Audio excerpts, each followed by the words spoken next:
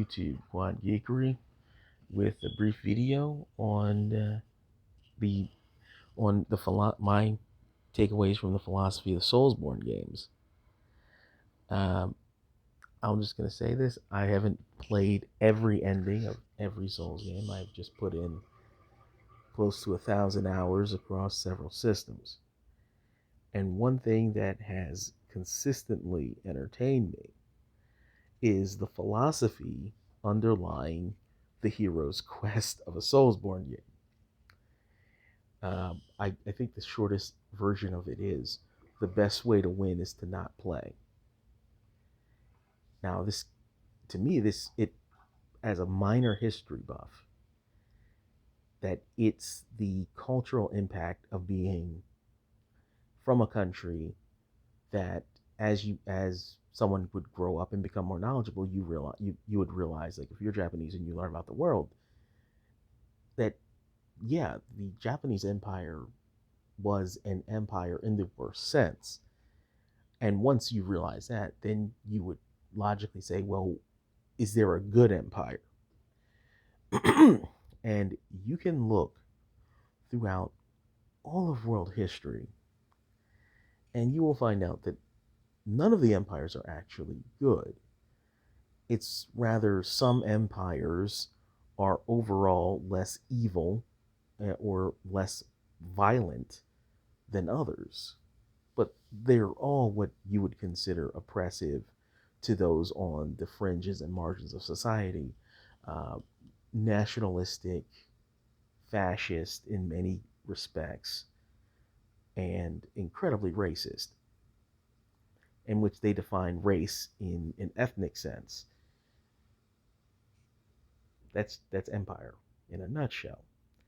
And your characters are, for the most part, people on the edge of the empire or the edge of society, either an cursed undead, tarnished, hunter. In all cases, these are individuals that are typically on the margins of society. And you're given this special task because you're a special person. And it's framed as breaking a long running cycle. But most of the other people called to the same purpose are either crestfallen or just not really interested in that quest as much as something else that they actually care about. So those are the NPCs. They seem to have their own quest that they care about, not necessarily this bigger overarching quest. And you, being the protagonist, just goes about doing whatever they're going to do, fulfills the quest, and you get an ending. What I like about Souls games is if you just follow you just follow the path put in front of you, it's the easiest way of playing the game. And you get this generic, not particularly great ending. You like the fire in Dark Souls, you die. Like, you catch fire and you die. Demon Souls, you're essentially you're just punting the ball down the road to the apocalypse in Demon Souls. You're using the power of the ancient god to stop the power of the ancient god. So you're not really stopping anything. You realize that the talismans and catalysts are in fact parts of the same and are representing the same cosmic force. In Elden Ring, you really have varying you have really two core endings. You either serve the two fingers and become Elden Lord and continue the cycle in varying circumstances, but it's still continuing the same cycle where the resources from the lands between are being siphoned off to whatever exists beyond the Golden Order. Or you serve the three fingers. Notice 2 fingers, 3 fingers, 5 fingers, 1 hand, 5 fingers. The idea is they're seemingly conflicting elements of the same entity.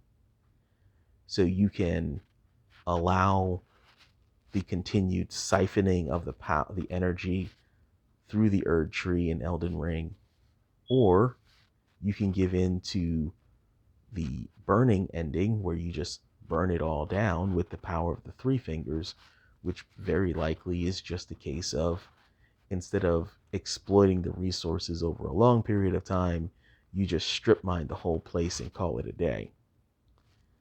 Those are your two core endings to Elden Ring. You're either sitting on the throne, continuing the colonial system, or you, quote, burn it all down with the power from the same source. Or you go back to Dark Souls, where your choices are: you light the fire to continue the system set up by the lords before you. So you're continuing the same system that turned you into a half zombie, that created the crisis that you're in, and you're just punting it down the road. But you're dead. Or you can, and that's if you're listening to the Serpent Frompt, or you can listen to the Serpent Koth that says that Frompt is full of crap, and you don't light the fire, and you get all kinds of amazing stuff, in which you become a Dark Lord to Frompt and Koth, because both of the serpents are in fact on the same side. It's just one feels that the best way of getting what they want is through linking the fire, the other one through not linking the fire. And you realize that it's basically it's the Matrix Reloaded. Your choices are false because you're not overturning the system. If the system has a structure that gives you two choices, picking either one is unimportant. What's important is that you are confirming the structure that gives you the two choices. The idea of creating a third option would be as absurd as if the system provided you three options. You're not really breaking the loop if it's anything that's being put in front of you through that structure.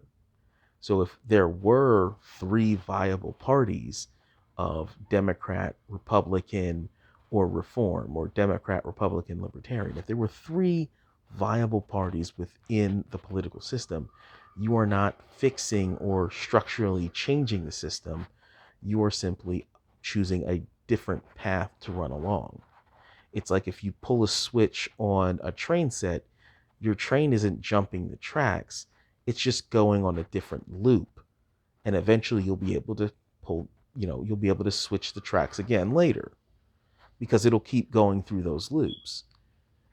Of course, what makes From Software games really good is, yes, if you follow the linear path, you'll get to that linear ending, and it'll be hard. You'll jump through the hoops, but with time and persistence, you'll get there. If you want to get to the alternate ending, you have to go slightly off the beaten path. You go off the beaten path, you start getting some of the alternate endings. But no, most of those don't really change the underlying structure. You don't light the fire, you become a Dark Lord, and then you find out with expansions that doesn't really change anything either. You light the fire, you simply burn out, and the fire continues, and someone else has to light it later. What breaks the cycle is you have to go up, down, hither, thither, and yon. Bust your ass, look up guides, talk to other people.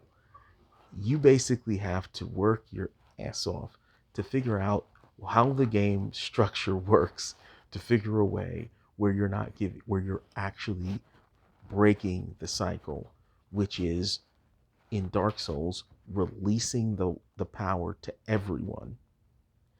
And if you're in Elden Ring, it's dispersing the power it's literally letting it dissipate. It's letting the whole system fade. Not getting into a rage, using the power from the same source.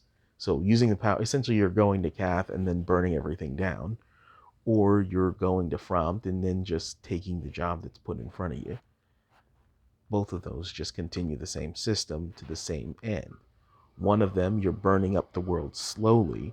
The other one, you're burning it down all at once.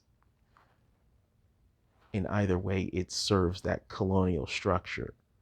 The one in which you create a society like, say, England and India is your slow extraction, whereas England and Africa is just resource intensive, brutal, just pull it out of the ground and call it a day. The other option is you end the empire. Ending the empire is the only option in Elden Ring that gets you a maiden, a running gag. That's the hidden politics. Have a blessed one.